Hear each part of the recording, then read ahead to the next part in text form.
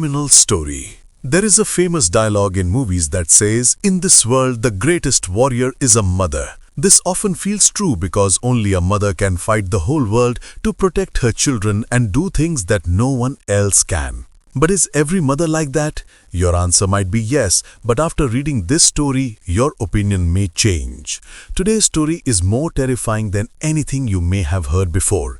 It reveals how a mother crossed every limit of cruelty. To know the shocking reality of this house of horror, stay with us till the end. This incident took place in Detroit, the largest city in Michigan, USA. In the eastern part of the city lived a woman named Mitchelle Blair. She had 4 children and lived separately from her husband due to constant fights. She was managing everything alone, from rent to school fees, but her life changed when she lost her job. Expenses increased and she began borrowing money from relatives who after some time refused to help further. She fell behind on rent month after month until she owed about $2,000. She even removed her children from school, saying she would teach them at home. When the rent became too much, the landlord asked her to vacate the house, but she neither paid nor left. The landlord approached the court, and the 36th District Court issued a final eviction notice, which she still ignored. On March 24, 2015, an eviction team arrived early in the morning. Mitchelle and her children were not home. The workers knocked several times, got no response, and finally entered the house using a spare key. They began removing the furniture. When they tried lifting the deep freezer in the living room, it felt unusually heavy.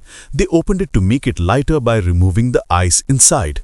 After clearing some ice, they found a large plastic bag frozen beneath it. When they pulled it out and opened it, they were shocked to see the dead body of a young girl.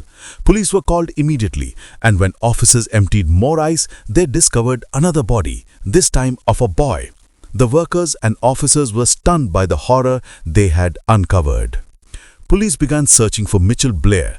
With the help of neighbors, she was found within a few hours and arrested. She had only 2 children with her. When questioned about the other 2, she did not give a clear answer. Police brought her back to the house and asked her about the bodies found in the freezer. Again, she said nothing except, "I'm sorry." She was taken into custody and an intense interrogation began. What she confessed shocked even experienced officers. She said that one day in August 2012, she came home and saw her youngest son Matthew doing inappropriate things with a doll.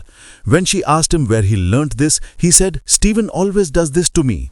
Stephen was her oldest son. Hearing this, Mitchelle lost control, went upstairs, confronted Stephen, and when he admitted it, she punched him and beat him brutally. She put a plastic bag over his head and continued beating him. Later, she poured boiling water on his private parts, burning his skin.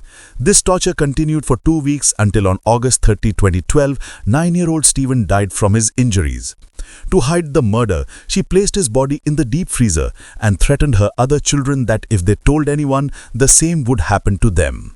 9 months passed with Stephen's body still in the freezer. Then in May 2013, Mitchelle claimed she discovered that her daughter Stoney was also abusing Matthew. She again lost control, beat Stoney severely, locked her in a room and starved her for days, only opening the door to beat her again. Eventually, Stoney died from starvation and injuries. She was only 13 years old. Mitchelle placed her body in the freezer on top of Stephen. She later said she wanted to surrender, but Matthew begged her not to leave him alone. Mitchelle continued living in the house for 3 years with both bodies in the same room where her bed was. The surviving 2 children were too terrified to speak.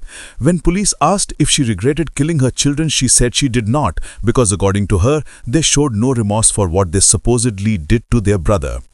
Investigators later found no evidence that the children had abused Matthew, making her claims false. The 2 surviving children were placed under Child Protective Services for adoption, and Mitchelle faced serious charges. On June 17, 2015, she was found guilty of first-degree murder for both deaths and was sentenced to life in prison without parole.